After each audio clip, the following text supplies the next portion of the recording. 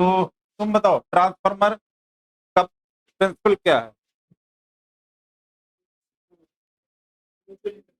Transformer किस principal पर work करता है? इसका प्रिंसिपल है क्या चीज?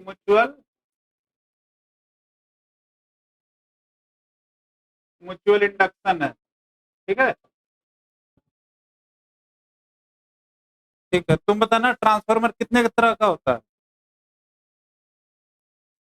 ट्रांसफार्मर जो है, ट्रांसफार्मर जो है दो तरह का होता है। कौन कौन सा?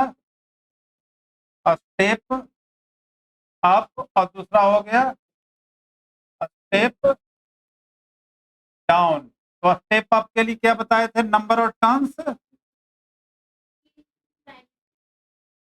सेकेंडरी में ज्यादा होगा प्राइमरी के रेस्पेक्ट में, और इसमें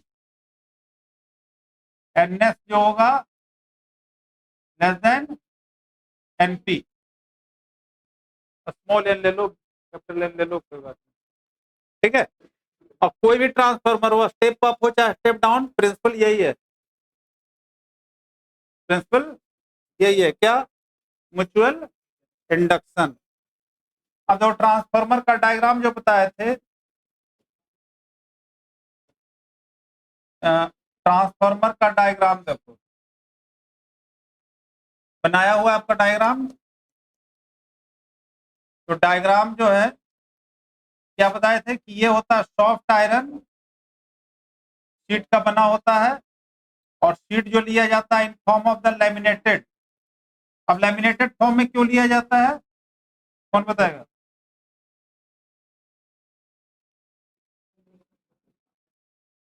ये इसका शीट जो होता है लैमिनेटेड क्यों लिया जाता है?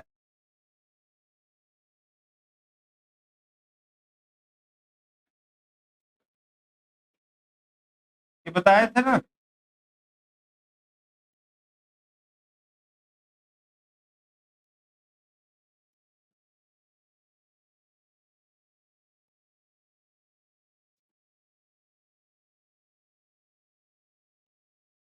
ये हो गया ट्रांसफार्मर, इसको बताए थे क्या चीज है ये? Primary coil. क्या है? और ये हो गया आपका सेकेंडरी कॉइल। ये बताए थे लोड रेसिस्टेंस है। लोड रेसिस्टेंस का मतलब जिसके अक्रॉस आउटपुट ऑब्टेन होता है। आउटपुट ऑब्टेन होता है, यहां से इनपुट वोल्टेज दिया जाता है। इनपुट एससी है। हाँ, तो मैंने कहा, तुम बताओ शीट लैमिनेटेड फॉर्म में क्यों लिया जाता है? हैं? एब्सेंट थे, क्यों? तुम बताना लैमिनेटेड शीट क्यों लिया जाता है? एडी लॉस को रिड्यूस करने के लिए, एडी करंट को रिड्यूस करने के लिए। ठीक है। नंबर टर्म दोनों में लगता है बराबर तुम बनाई है। कहाँ तीन है? तो ही तो। अच्छा, नंबर और टर्म दोनों में क्या होना चाहिए? डिफरेंट होना चाहिए। यहां से करंट पास करने के बाद मैग्नेटिक फील्ड डेवलप प्रोड्यूस होगा, और मैग्नेटिक फील्ड से क्या हो जाएगा? मैग्नेटिक फ्लक्स में चेंज आएगा। तो प्राइमरी से कहां जा रहा है? सेकेंडरी में, जिसका इंड्यूस्ड ईएमएफ डेवलप होगा।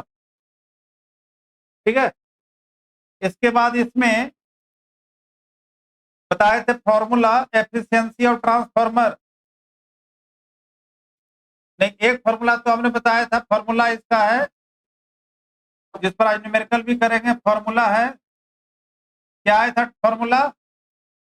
ES upon EP is equal to NS upon NP। ये सेकेंडरी कॉइल है, ये है primary coil.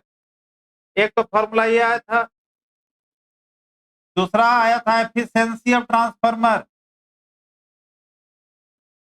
Output power upon ES upon EP। ठीक है। उसके बाद देखना तो बताए थे पिछले क्लास, ट्रांसफॉर्मर रेशियो का बताए, ट्रांसफॉर्मर रेशियो लिख लो। तो अब है एक और चीज है इसमें, transformer ratio. Transformer transformer ratio को के से डिनोट करते हैं, क्या होता है? It is the ratio of number of turns in secondary coil, number of turns in secondary coil to the number of turns in primary coil. इसको कहते हैं ट्रांसफॉर्मर रेशियो। अब इफ के की वैल्यू ग्रेटर देन 1 हो, transformer ratio की value unity से बड़ा हो, तो होता है स्टेप अप ट्रांसफॉर्मर। यह स्टेप अप हो गया, तो इसका मतलब क्या हो जाएगा? N S by N P greater than के, तो दैट इज, यहीं से आया था कि एन एस जो हो गया, N S is greater than N P, किसके लिए? स्टेप अप ट्रांसफॉर्मर के लिए। इसके बाद इफ के की वैल्यू लेस देन 1 हो, के की वैल्यू तो लेस देन 1 हो, तो ये होता है स्टेप डाउन का कंडीशन है। के की value less than 1,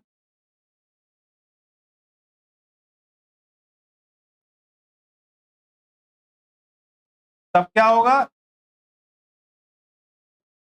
N S by N P की वैल्यू लेस देन 1 हो गया, मतलब N S is less than N P, यह स्टेप डाउन का कंडीशन होगा।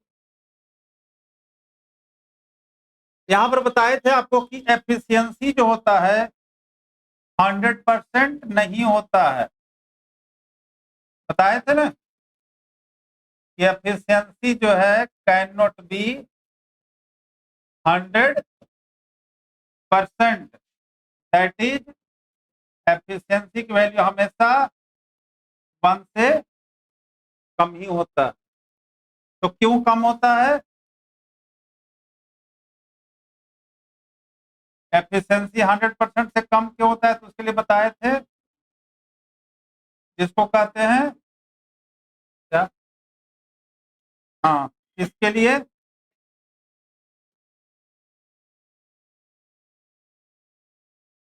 जिसको हम कहे ट्रांसफॉर्मर लॉस। ट्रांसफॉर्मर, तो पहला लॉस बताए थे कॉपर लॉस, कौन सा? तो क्या बताए थे? ये लॉस जो होता है, this loss is in form of heat energy. किस फॉर्म में होता है? हीट एनर्जी के फॉर्म में। फॉर्मूला होता है as I square R T, पढ़ा है ना? हीट के फॉर्म में कैसे होता है? तो एच, हीट प्रोड्यूस होता है आई स्क्वायर आर टी। इसका मतलब है कि एच जो होगा डायरेक्टली प्रोपोर्शनल टू आर, तो जितना ज्यादा रेसिस्टेंस होगा उतना ही हीट प्रोड्यूस होगा। हाँ, तो कॉपर की वायर क्यों लिया जाता है? तो जितने भी कॉमन मेटल्स है उसमें सबसे कम रेसिस्टेंस किसका है? कॉपर को। इसलिए जो ट्रांसफार्मर लॉस उसको मिनिमाइज किया जा सकता है, एकदम खत्म नहीं कर सकते। तो ट्रांसफार्मर लॉस के मिनिमाइज करने के लिए, उसके वैल्यू लॉस को कम करने के लिए ही कॉपर वायर यूज होता है। ठीक है। सेकंड है फ्लक्स लॉस। कौन सा लॉस लिखा है सेकंड? Iron loss.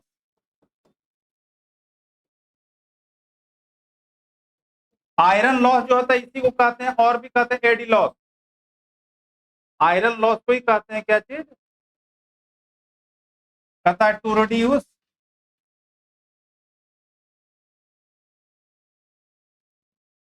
ऐसे लिखो कि ये जो लॉस होता है,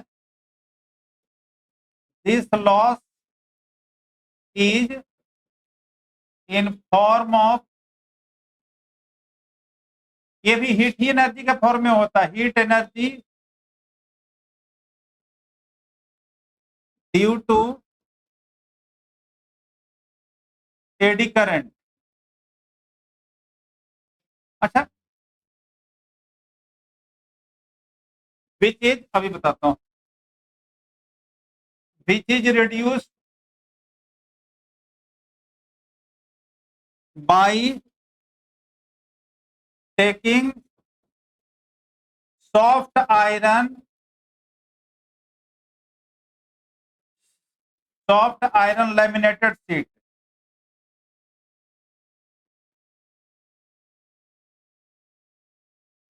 इसको कम करने के लिए सॉफ्ट आयरन लैमिनेटेड, अगर थिक ब्लॉक ले लिया जाए ना, तो जितना ज्यादा सरफेस एरिया होता है, जितना थिक होता है, उतना ही ज्यादा एडी करंट। पहले एडी का नाम क्या हुआ, एडी नाम कैसे पड़ा उसके ऊपर? हाँ, साइंटिस्ट के नाम पर पड़ा है, ठीक है ना। इसको वर्ल करंट भी कहते हैं, वर्ल करंट, इसको वर्ल करंट भी बोलते हैं।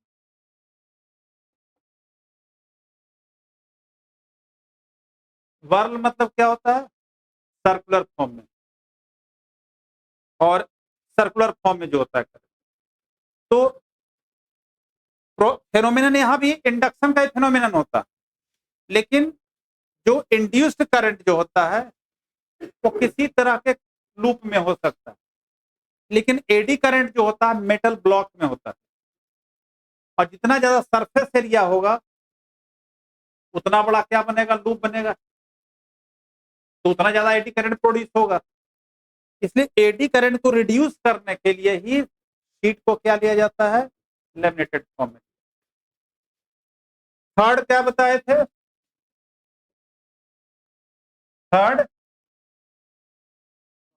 हाँ, humming.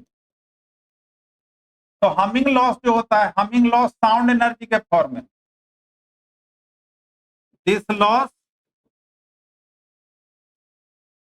In form of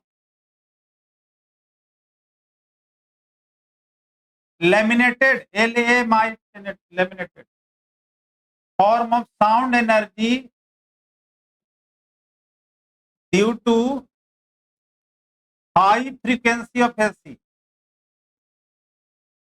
high frequency of AC के जो फ्रीक्वेंसी है हाई है, 50 हर्ट्ज है, तो हाई फ्रीक्वेंसी के कारण होता है, जिसके कारण होता है due to which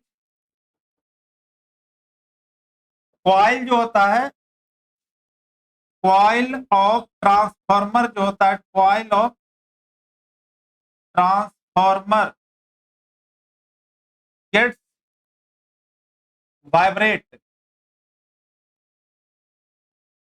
and produces sound. इसलिए ट्रांसफार्मर के पास जो तो कुछ आवाज आते रहता है, तो कुछ इलेक्ट्रिकल एनर्जी साउंड एनर्जी के फॉर्म में प्रोड्यूसेस साउंड, साउंड एनर्जी के फॉर्म में लॉस हो जाता है, इसलिए इसका नाम दिया गया है हमिंग बर्ड, हमिंग लॉस। और कौन सा लॉस बताए थे?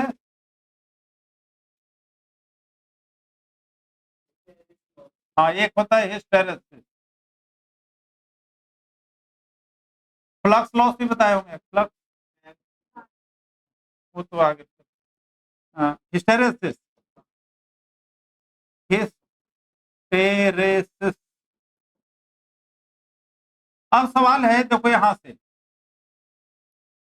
ये तो ठीक है, सॉफ्ट आयरन को, सॉरी, सीट के फॉर्म में ही लिया गया, तो सॉफ्ट आयरन ही क्यों यूज होता है?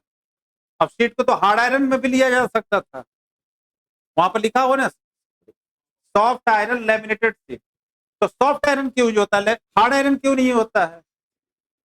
तो हार्ड आयरन की एक हिस्टेरेसिस होता है, देखना हिस्टेरेसिस है क्या, इंटेंसिटी ऑफ मैग्नेटाइजेशन और मैग्नेटाइजिंग फील्ड,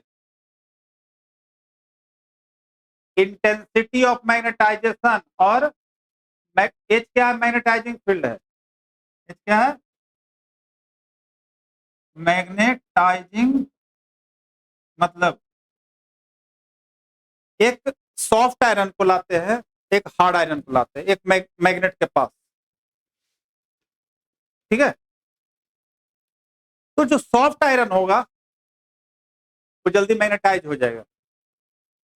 टाइम अगर दोनों को सेम लें, हार्ड आयरन को टाइम लगेगा मैग्नेटाइज होने में। अब दूसरी कैरेक्टरिस्टिक, एक तो टाइम टेकिंग का प्रोसेस हो, सॉफ्ट आयरन कम टाइम लेता है मैग्नेटाइज होने में, मतलब उसकी इंटेंसिटी ऑफ मैग्नेटाइजेशन क्या है, ज्यादा है। इंटेंसिटी समझा, मतलब मैग्नेटाइजेशन मतलब मैग्नेटिक प्रॉपर्टी गेन करने की प्रॉपर्टी ज्यादा है। अब मैग्नेटाइज हो गया। अब सॉफ्ट आयरन से मैग्नेट बनाते हैं, तो जितना जल्दी वो मैग्नेटाइज होता है तो उतने जल्दी मैग्नेटिक प्रॉपर्टी को क्या कर देता है, लूज भी कर देता है। इंटेंसिटी मैग्नेटाइजेशन तो है ज्यादा, लेकिन साथ साथ उसको लूज करने की एबिलिटी भी क्या है, बहुत ज्यादा, मतलब जल्दी ही लूज कर देगा। इसीलिए इलेक्ट्रोमैग्नेट किसका बनता है, सॉफ्ट आयरन का इलेक्ट्रोमैग्नेट बनता है। और हार्ड आयरन में कि एक बार मैग्नेटाइज हो गया तो जल्दी मैग्नेट फिर मैग्नेटिक प्रॉपर्टी लूज नहीं करता, ठीक है। तो अगर सॉफ्ट आयरन को ले लिया, हार्ड आयरन का लेमिनेटेड कोर लिया जाए तो करंट पास किए तो उसका जो कोर है मैग्नेटाइज हो गया। ट्रांसफार्मर काम क्या है, जब करंट पास किया है तो वोल्टेज का अप डाउन करना शुरू कर दे। इसका मतलब है कि हार्ड आयरन अगर बनाए, एक बार मैग्नेटाइज हो तो जल्दी डिमैग्नेटाइज, आप कितना भी सर्किट को ऑफ कर रहे हो वहां आउटपुट आपको मिलता रहेगा, ये लॉन्ग टाइम तक उसका मैग्नेटिक फ्लक्स क्या होते रहेगा, जनरेट होता रहेगा। इसलिए क्या लिया जाता है, सॉफ्ट आयरन। दूसरी, सॉफ्ट आयरन को मैग्नेटाइज होने में टाइम लगता, सॉरी हार्ड आयरन को मैग्नेटाइज होने में टाइम लगता है, इसका मतलब करंट ज्यादा यूज होगा, उसको मैग्नेटाइज करने में तो लॉस ज्यादा होगा ना। हार्ड आयरन बनाने में ज्यादा एनर्जी की जरूरत पड़ता है, हार्ड आयरन से मैग्नेट बनाने में, ठीक है। तो इसका जो है ग्राफ ड्रॉ किया था आई और एच। आई क्या बताए, आई क्या बताए, इंटेंसिटी ऑफ मैग्नेट, अरे उसमें मैग्नेट अर्थ मैग्नेटिज्म में नहीं पढ़ाए हैं दोनों, इंटेंसिटी मैग्नेटाइजेशन और मैग्नेटाइज। तो इसका ग्राफ का नेचर देखना इधर,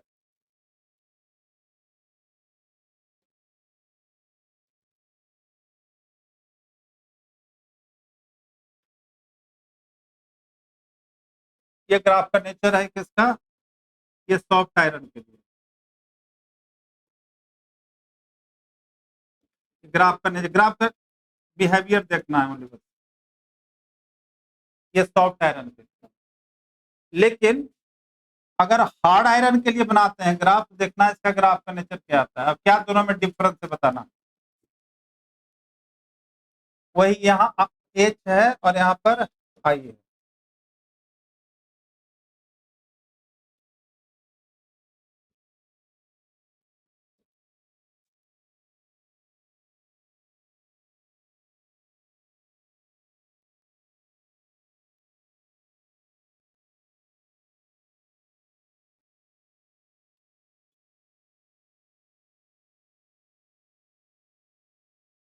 ये दोनों में क्या, बताओ ये दोनों ग्राफ में क्या डिफरेंस है, क्या है, हाँ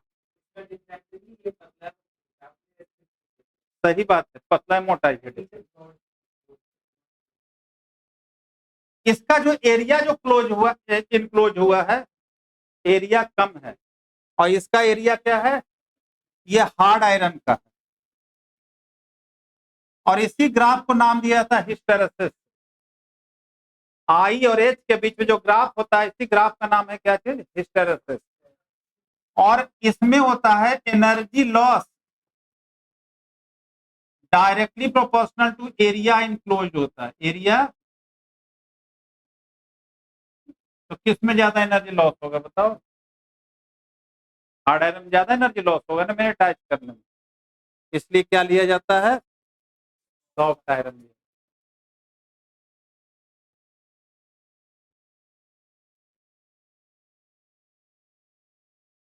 उसके बाद कौन सा बताए थे?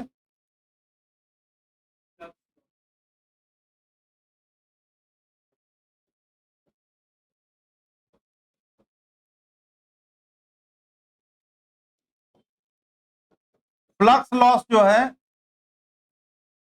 दिस लॉस जो होता है, दिस लॉस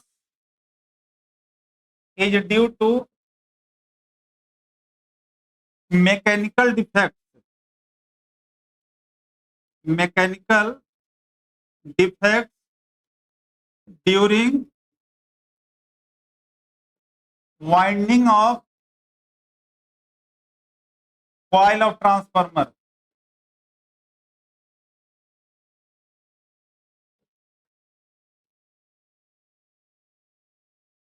क्या बताया? पेयर ऑफ कॉइल का फेनोमेनन है।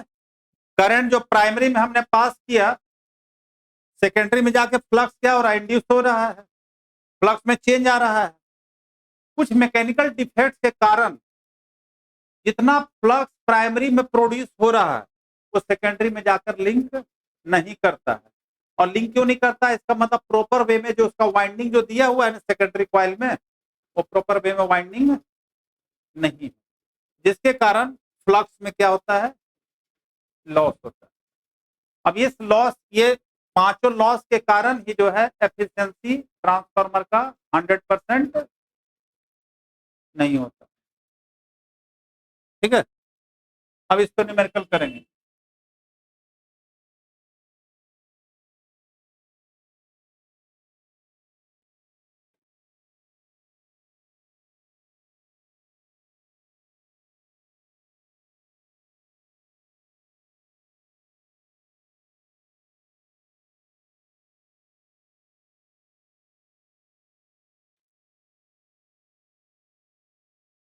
अच्छा, तुम्हारा फ्रेंड कहाँ रह गया? हाँ? आ रहा होगा।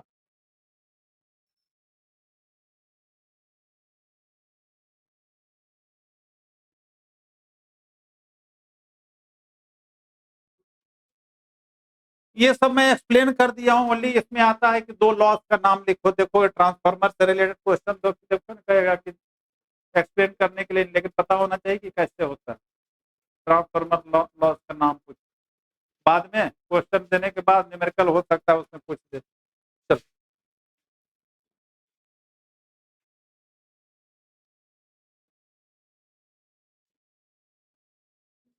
नहीं लिखता।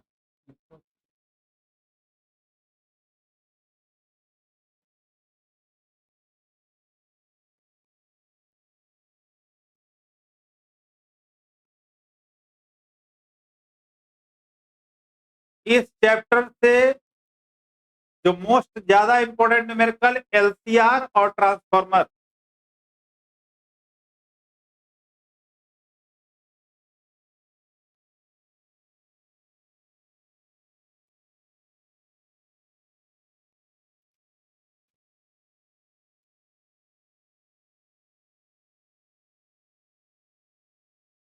अब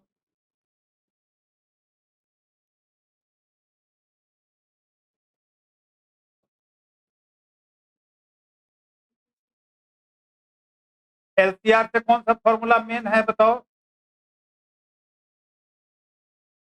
एलसीआर का मेन न्यूमेरिकल फॉर्मूला कौन सा है? इम्पीडेंस। इम्पीडेंस का formula plus XL minus XC का होल स्क्वायर। उसके बाद रेसिस्टेंस में, रेसिस्टिव सर्किट में अगर करंट निकालना हो तो क्या लिखते हैं? EV by R. Capacitive circuit में, कैपेसिटर में अगर करंट निकालना हो तो क्या लिखते हैं? EV upon XC. और इंडक्टर में अगर करंट निकालना हो तो क्या लिखेंगे? ईवी बाई क्या? एक्सएल।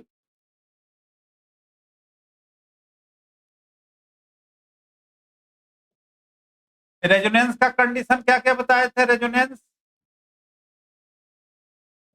एलसीआर का कंडीशन क्या क्या बताए थे? मैक्सिमम करंट, हाँ, और बताए थे एक्सएल जो होगा एक्ससी के बराबर। इससे न्यूमेरिकल कुछ किए थे कि नहीं? नहीं, चलो। और जेड जो था आर के इक्वल, और क्या था? Power factor. पावर फैक्टर इसके लिए यूनिटी 1। पीछे देखो पावर फैक्टर पढ़ाए थे, आर और जेड बराबर हो गया तो कट गया ना, तो cos फाई की वैल्यू 1 आ गया। पावर फैक्टर कितना होना चाहिए? 1। पीछे से भाई साहब बताए क्या चीज? फेज डिफरेंस भी नेचुरली 0 होगा ही उस समय। जब रेजोनेंस हो गया तो फेज डिफरेंस केवल रेसिस्टिव की तरफ वर्क करेगा, तो फेज डिफरेंस क्या होगा? 0 होगा। नेचुरल फ्रीक्वेंसी जो होगा, नेचुरल फ्रीक्वेंसी जो होगा उसका मतलब इंटरनल फ्रीक्वेंसी जो होगा अप्लाइड फ्रीक्वेंसी के बराबर।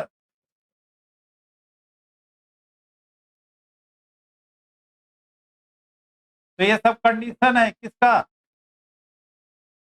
जो रेजोनेंस एलसीआर का कंडीशन है।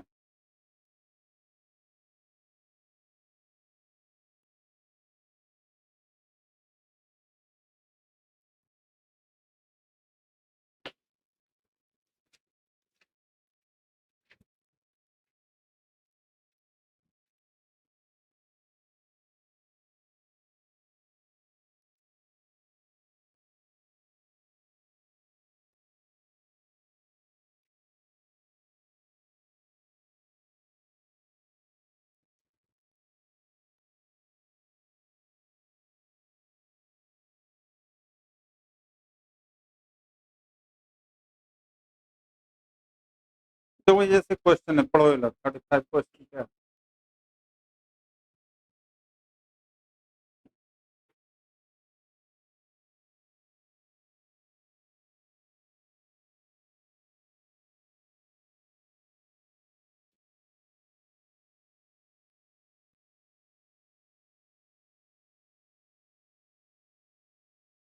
पढ़ो क्वेश्चन पढ़ो। एक रेसिस्टर है, 400 ओम है,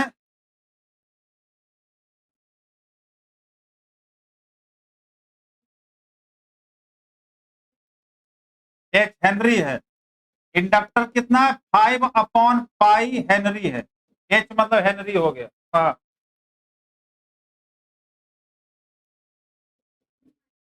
कितना? 50/पाई माइक्रोफैराड। आई वाला 5 पाई, 5/पाई है ना? ठीक है।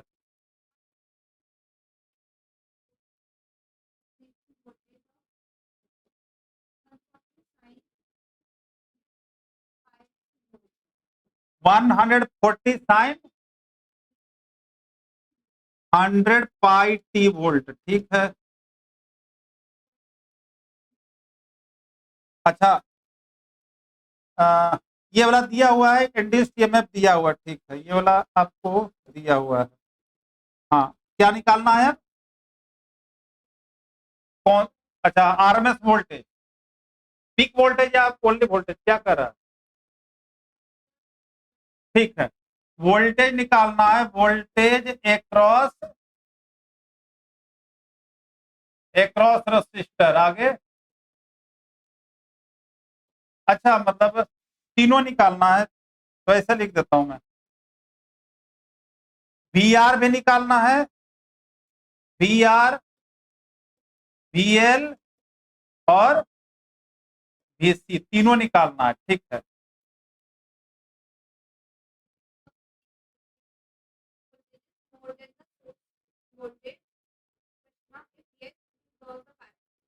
अच्छा चलो, ठीक है, चलो। आपको आर सर्किट हो गया, एल है और सी है, एलसीआर हो गया, और ई दिया हुआ है आपको कितना? 140 साइन 100 पाई टी दिया हुआ है। इक्वेशन क्या होता है इसमें, E is equal to E naught sine omega T होता है ना, होता है ना। तो ये ई नॉट कितना हो गया इसमें,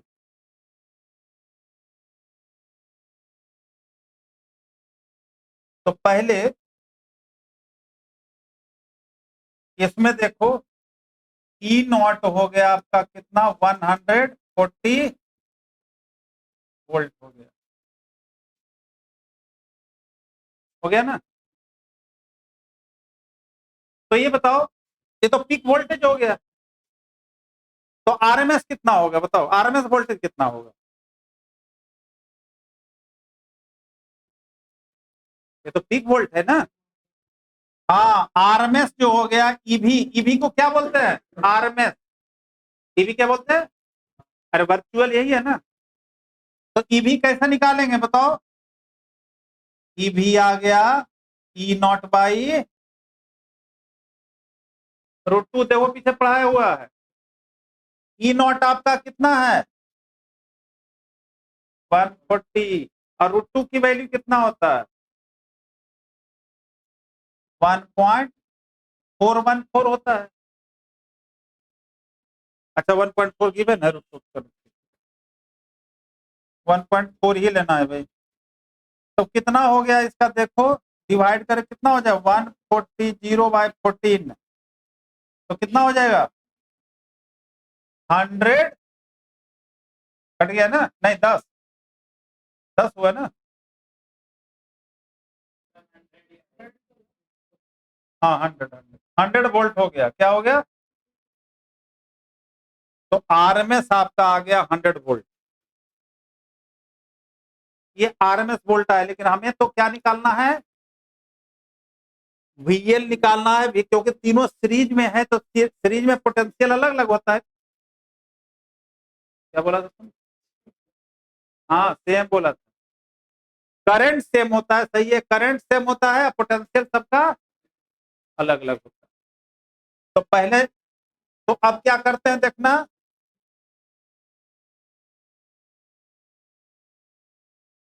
तो पहले हम निकालते हैं वी आर, क्या निकालते हैं वी आर, वी आर मतलब वोल्टेज अक्रॉस रेसिस्टेंस, तो ईवी अपॉन आर हो जाएगा, ईवी अपॉन, ईवी कितना है, आर कितना था देखना, रेसिस्टेंस कितना दिया हुआ है 400, तो ये कितना हो जाएगा 0.25 क्या वोल्ट हो गया।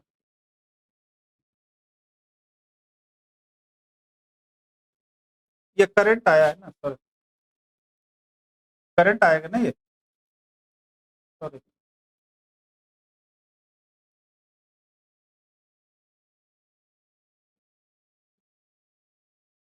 पहले तो अभी ईवी निकाला, ईवी कितना हो गया 100 वोल्ट हो गया, और सबके अक्रॉस अलग अलग निकालना है, तो कैसे निकालोगे, करंट कैसे निकालोगे,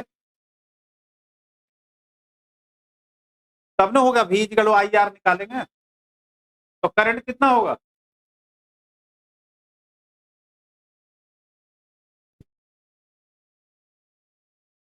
अरे करंट ही तो निकाले थे, हमने गलत लिख दिया था, करंट ही निकाले थे ना। आई कितना हो जाएगा देखो, करंट तो सेम होता है ना सब में, सीरीज में, तो आई इक्वल कितना हो गया वी बाई, जो रेसिस्टेंस में करंट होगा वही सब में होगा, एक्चुअली मैं यहाँ वी आर लिख दिया था ना। तो ईवी कितना होगा आपका,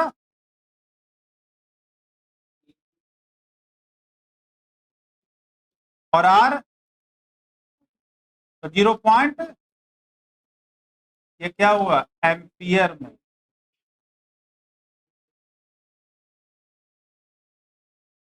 ठीक है। तो करंट आ गया, अब हमें निकालना सबके क्रॉस क्या निकालना है पोटेंशियल, तो बताओ वी, अब कितना होगा वी आर, बोलो वी आर क्या होगा, V R I R, I R, I कितना है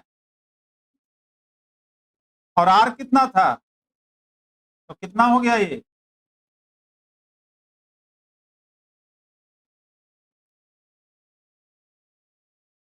100 वोल्ट। वी आर आ गया। VL कैसे निकालोगे, VL आई एक्सएल, एक्सएल किसके बराबर,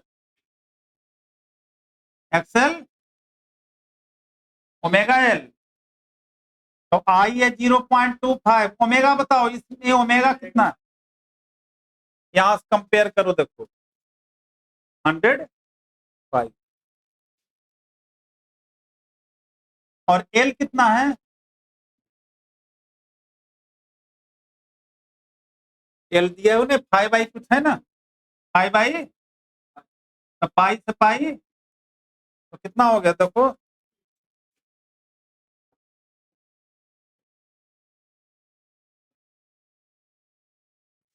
कितना हुआ, पाई से पाई कट गया, तो 25 को 5 से मल्टीप्लाई कर दिए। अब निकालो VC,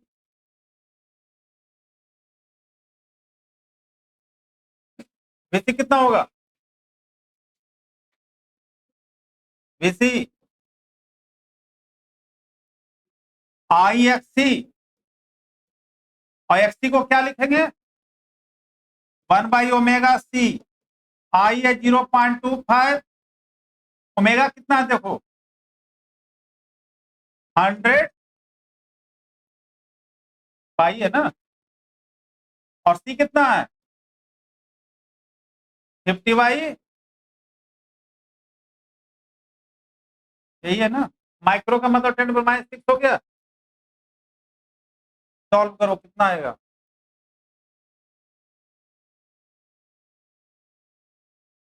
पाई से पाई कैंसिल, और नीचे ऊपर 20, और नीचे क्या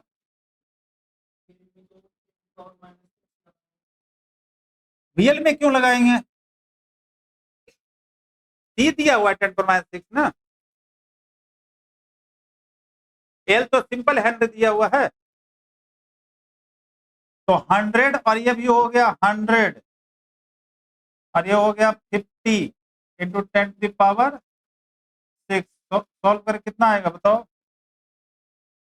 25 दूनी 50, तो ये आ गया 1/2 इंटू 10⁻⁻2 रह गया, 4 चला गया ना, ये हो गया 0.5 इंटू 10⁻2 हो गया, तो कितना हो जाएगा 50 वोल्ट। आपको VR आ गया, VL आ गया, VC आ गया, आगे क्या था क्वेश्चन पढ़ो, तीनों तो निकालिए दिए, वोल्टेज का VR नहीं हुआ, वोल्टेज इंडक्टर VL नहीं हुआ, हाँ। अब अलजेब्रिक सम निकालो, तीनों का अलजेब्रिक सम, ये क्वेश्चन बहुत इंपॉर्टेंट है, देखना क्या इसमें पूछ रहा है आगे। अब अलजेब्रिक सम जो हुआ, अलजेब्रिक सम, अलजेब्रिक सम मतलब VR plus VL plus VC, बताओ कितना आया, VR कितना था और VL और VC कितना आया 275 वोल्ट आया, ठीक है ना, जबकि ईवी कितना आया है आपको देखना, ईवी कैलकुलेट कर कितना आया था 100 वोल्ट आया, क्या आया है, अब देखो यहीं पर क्वेश्चन है, तो पढ़ो आगे क्या करता, कहता अलजेब्रिक सम कितना आया है, फिर से पढ़ना क्वेश्चन, नहीं नहीं वहां से अलजेब्रिक सम से, हाँ देखो, is algebraic sum is more then the source voltage. तो सोर्स वोल्टेज कितना है? 100 है। वहां कितना रहा? मतलब जितना अप्लाई किया उससे ज्यादा वोल्टेज डेवलप हो गया। अलजेब्रिक सम में तो ज्यादा आ गया ना। यस, क्या हुआ? Algebraic sum, algebraic sum is more than क्या? Source voltage.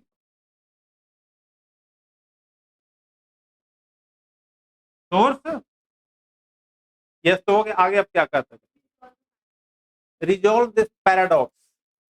इस पैराडॉक्स को कैसे सॉल्व कर सकते हो आप? पैराडॉक्स का मतलब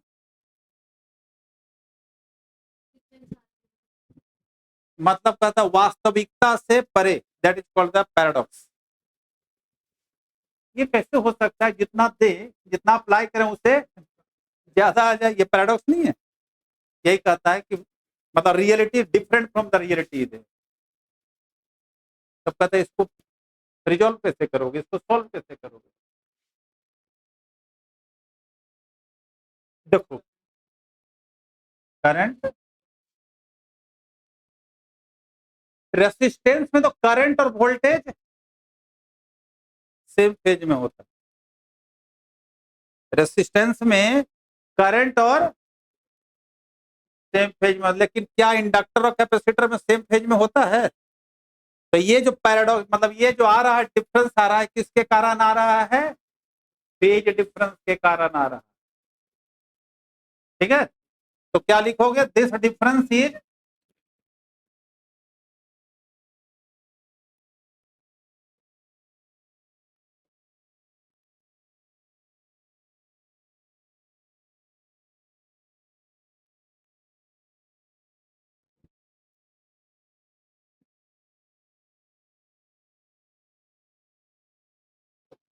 दिस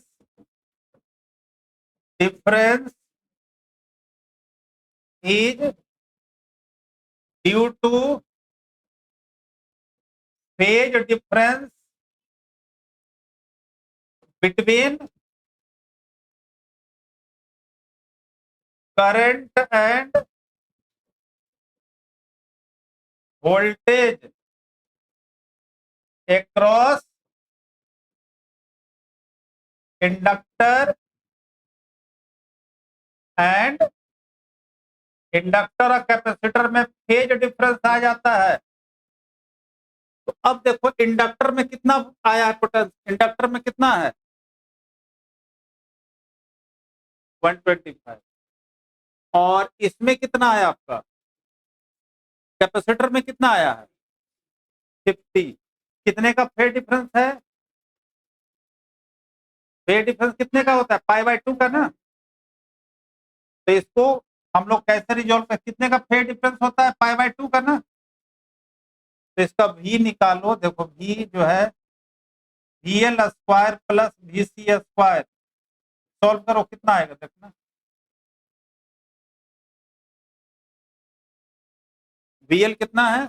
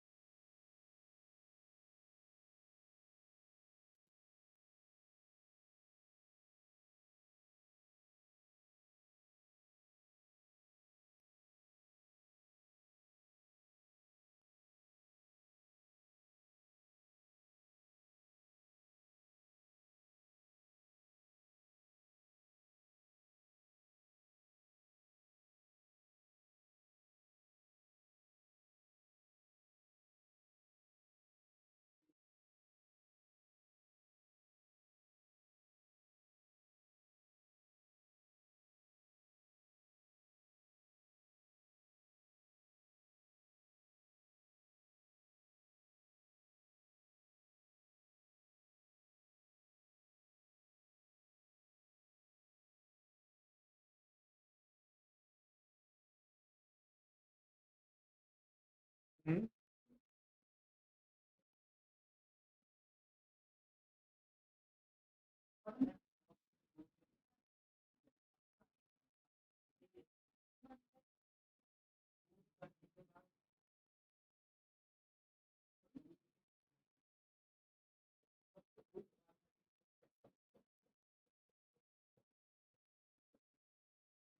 125 का स्क्वायर कितना है? हाँ?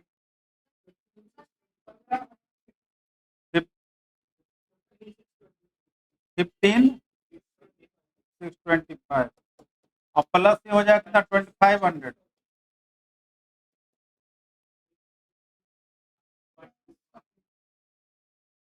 25 से 5,000 बाकी इसका रूट आएगा कितना?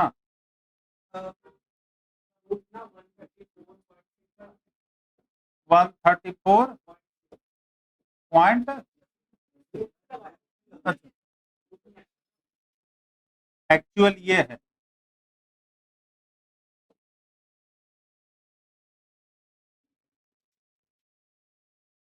सॉरी,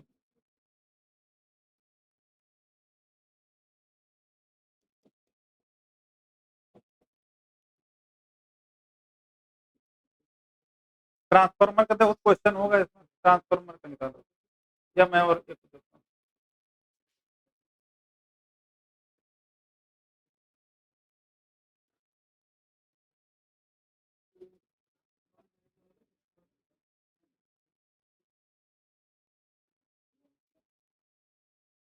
पढ़ो ये लगता है 15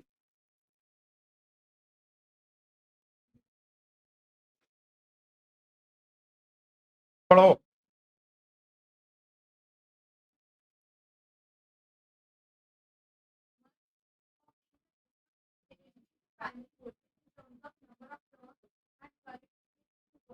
ये तो हो गया, ये तो खरा है हुआ है ना, हो ही गया ना।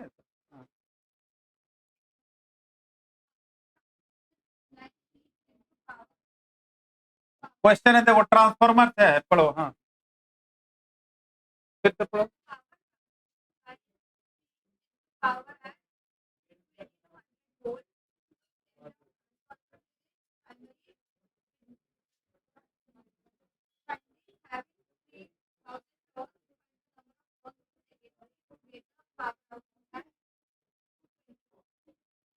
दो, पहले तो निकालना है नंबर ऑफ टर्न्स ना, number of turns in secondary,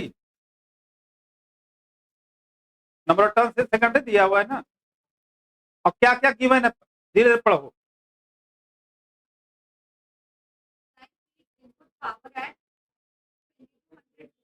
2200 volt, ये क्या चीज है? 2200 वोल्ट क्या गिवन है? पावर है वो।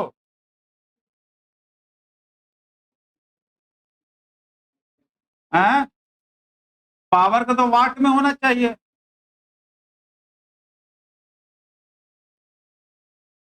इनपुट दिया हुआ है, मतलब प्राइमरी पर वोल्टेज दिया हुआ है। हाँ, इनपुट। हाँ,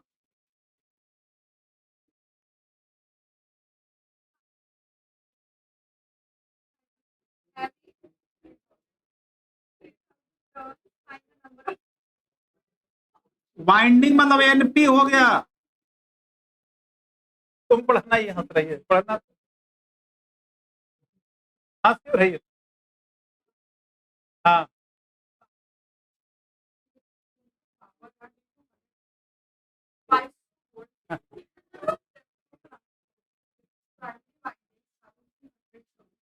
प्राइमरी जो है एनपी है 300 टर्न्स है। हाँ, हाँ, पावर आउटपुट है, आउटपुट मतलब ईएस जो आउटपुट कहाँ मिलता है? 220 वोल्ट पर है। मैं क्वेश्चन इसीलिए ढूंढ कर दिया कि पावर बोल रहा समझ जाएगा सब क्या चीज है। पावर समझ जाएगा, पावर लिखा पावर समझ, लेकिन है तो यूनिट से समझना है ना। वोल्ट है तो कौन सा फॉर्मूला लगेगा यहाँ पर बताओ?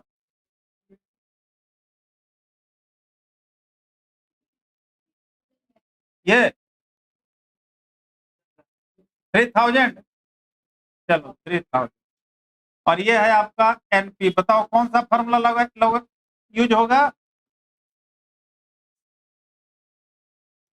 ES by EP is equal to NS by NP निकालना क्या आपको, एनएस निकालना है, एनएस। तो एनएस का कौन सा फॉर्मूला क्या हो जाएगा आप बताओ, ES NP upon EP.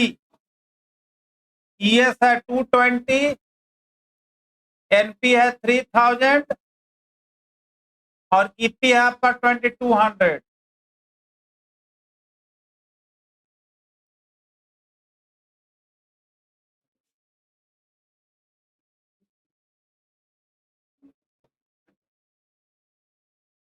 Three hundred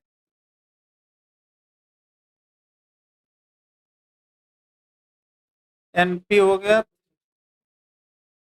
220। Step down है ना, हाँ हाँ, क्योंकि तो सेकेंडरी में नंबर टर्न्स कम आ गया ना, प्राइमरी जितना था उससे कम आ गया, तो स्टेप डाउन ट्रांसफार्मर हो गया। ठीक है, और देता हूँ लो, हाँ एक क्वेश्चन और करके जाना बस।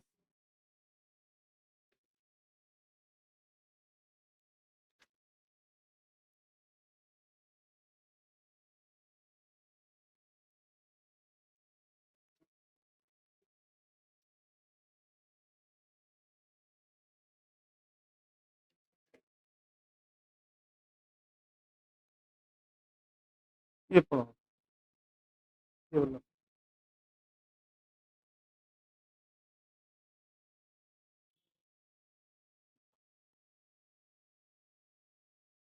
हाँ बोलो, पढ़ो।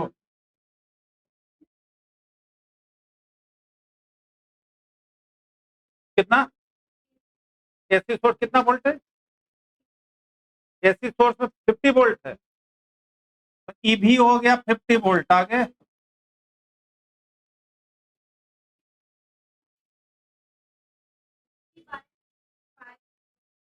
फ्रीक्वेंसी है 50/π हर्ट्ज।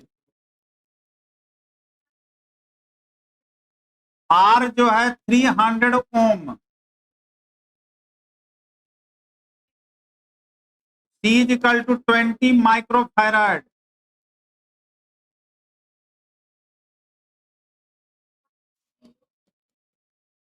One henry. हाँ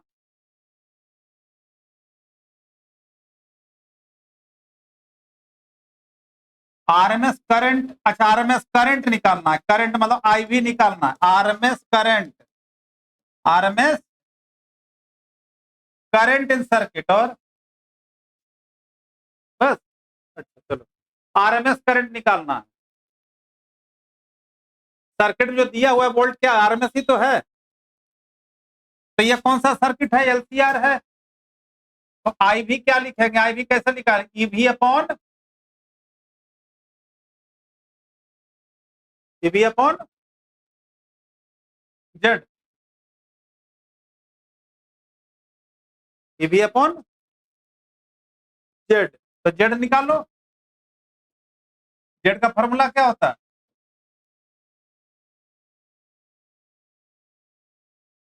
are square plus XL minus XC का होल स्क्वायर। आर तो दिया हुआ है ही, एक्सएल निकालना आपको है। एक्सएल क्या होता है, XL omega 2 pi nu L.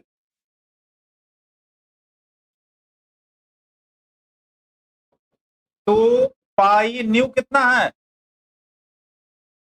50/π, L कितना है 1, 1 हेनरी है मिली हेनरी देखना ये। चलो, कट गया पाई से पाई, कितना रह गया 10 ओम।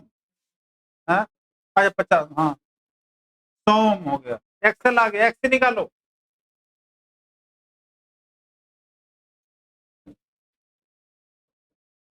एक्सी 1/ओमेगा सी, ओमेगा 2 पाई न्यू सी, 2 पाई न्यू कितना है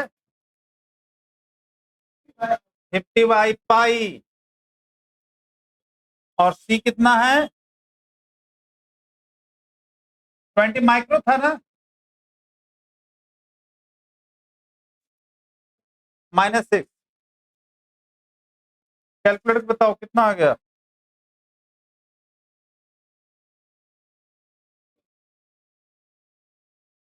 पाई से पाई गया 50 दूनी 100, 100 को 20 से किए 2000, तो 2000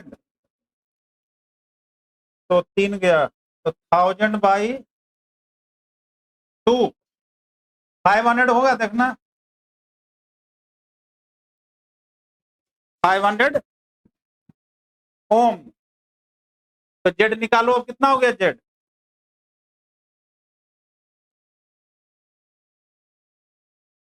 जेड कितना हो गया, तो जेड इक्वल टू फार्मूला हो गया R²। अब यहां पर देखना, अपने आप मॉडिफाई करना है। एक्सेल कितना था, एक्सेल और एक्सी, तो क्या लिखेंगे अब, एक्सी माइनस एक्सेल लिखेंगे, या मोड में लगा दो, सही है तो मोड में लगा दो,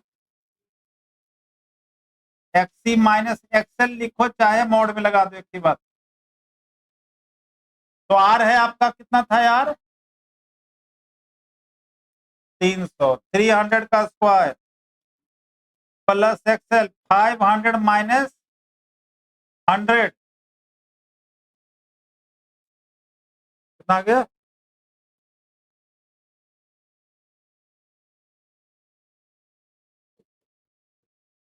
तो 9000 नहीं 90,000 हो गया ना, और प्लस 4 416 1 2 3 4 हो गया 16 9 25 1 2 3 4, तो 500 हो गया, नहीं 500 ओम। तो आई भी आ गया आपका, ये भी कितना है, ये भी कितना था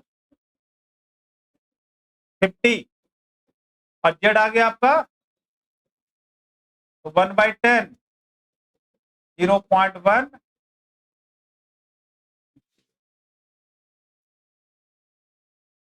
ठीक है। रेस्ट न्यूमेरिकल असाइनमेंट बोल देता हूँ, तब दे देगा, उसके बाद जो कर लो, उसके बाद फिर जो नहीं होगा मैं सॉल्व करूंगा अगले क्लास में EM पे।